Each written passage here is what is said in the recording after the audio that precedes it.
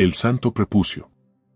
El Santo Prepucio es una de las varias reliquias atribuidas a Jesús, consistente en el prepucio extirpado durante su circuncisión. Mary Edson, profesora de la Universidad de Tennessee Knoxville, afirma que, para muchas personas de la época medieval, la devoción al Santo Prepucio reflejaba un interés por la humanidad de Jesús. ¿En serio? Mary Rubin, profesora de Historia Medieval y Moderna en la Universidad Queen Mary de Londres, dice que la adoración del prepucio sagrado tenía mucho sentido para la gente de esa época, ya que los cristianos estaban comprometidos a comprender a Dios en la tierra en forma totalmente humana. Ella explica que centrarse en los genitales de Cristo lo habría hecho parecer aún más humano. ¿En serio? ¿O es un chiste? El estudiante de doctorado de la Universidad de Alberta, James White, del Departamento de Historia Clásica, escribió una tesis titulada Anillo de carne, la devoción medieval del prepucio. En una entrevista por la Corporación Canadiense de Radiodifusión titulada Cómo el prepucio de Jesús se convirtió en una de las reliquias más codiciadas del cristianismo, y luego desapareció, comentó lo siguiente. Creo que estudiar el prepucio sagrado es una buena prueba de ego para todos nosotros.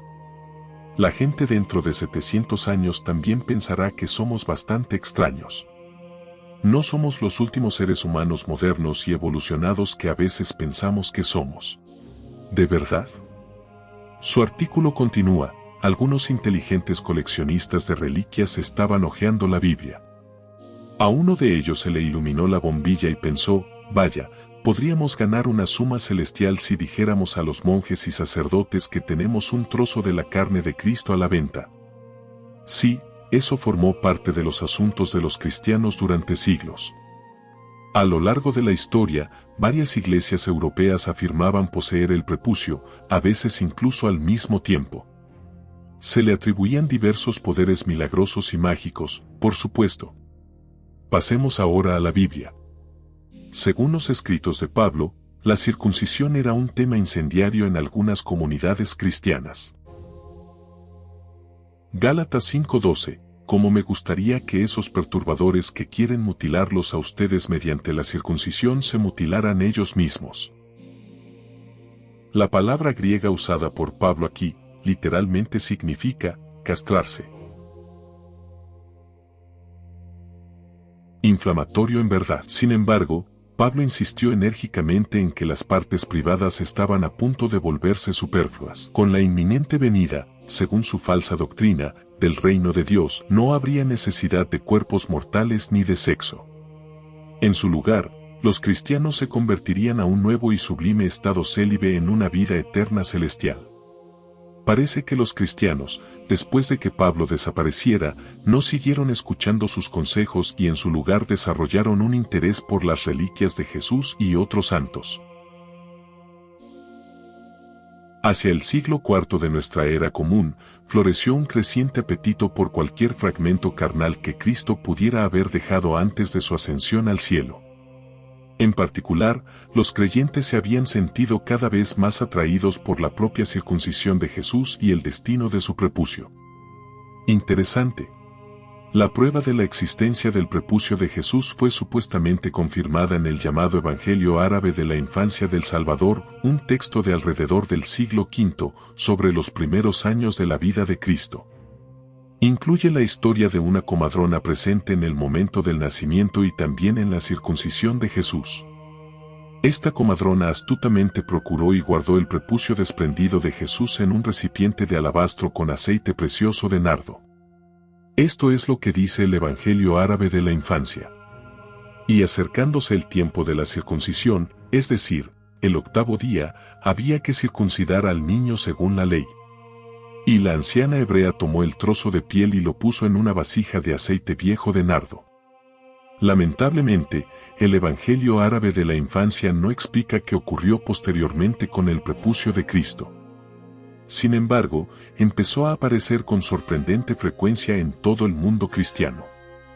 Por todo el Mediterráneo, un número creciente de iglesias, obispos, místicos y peregrinos afirmaban estar en posesión de lo que se conocería como el Santo Prepucio. En el siglo XIII, la más popular de las muestras del prepucio de Cristo se creía alojada en Roma. Se afirmaba que una mano celestial había entregado el objeto a Carlomagno, alrededor de 742 al 814 era común. Después de poseerlo durante algún tiempo, Carlomagno se lo regaló al Papa León III, tras su coronación como primer emperador del Sacro Imperio Romano Germánico, el día de Navidad del año 800 de la era cristiana. Se dice que el Papa León lo guardó en un cofre sagrado de madera de ciprés, junto con otros restos terrenales del cuerpo de Cristo, como el cordón umbilical y la sangre de Cristo muerto. ¡Qué historia! Cuando Roma fue saqueada por el emperador Carlos V en 1527, el santo prepucio desapareció. Pero la desaparición no duró mucho. Siguió reapareciendo en innumerables iglesias de toda Europa. La última vez que se vio fue en la pequeña ciudad italiana de Calcata, donde al parecer había sido venerado durante siglos en el festival anual de la ciudad. Sin embargo, poco antes de su exhibición ritual en una de las fiestas anuales, volvió a desaparecer. El sacerdote local afirmó que ladrones sacrílegos habían saqueado su casa, robando la caja de zapatos donde guardaba la santa reliquia bajo su custodia. El santo prepucio se reprodujo a gran velocidad. En pocos cientos de años, docenas de iglesias, incluida la de San Juan de Letrán en Roma, sede del Papa, afirmaron poseer una parte o la totalidad del santo prepucio. Algunos sugirieron que había tantos prepucios santos diferentes porque podía, como los peces y los panes, multiplicarse para alimentar a los peregrinos hambrientos. ¿De verdad? Curiosamente, junto a la entrada de la iglesia de San Juan de Letrán hay una inscripción en latín con la declaración de ser la iglesia madre del mundo.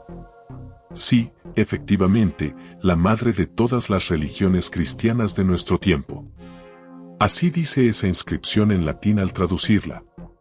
La Santa Iglesia de Letrán es madre y cabeza de todas las iglesias de la ciudad y del mundo. En el siglo XV, el santo prepucio se había convertido en el objeto anhelado de las visiones de muchos místicos. Brígida de Suecia dejó constancia de las revelaciones que recibió de la Virgen María, quien dijo a la santa que guardó el prepucio de su hijo y lo llevó consigo hasta su muerte.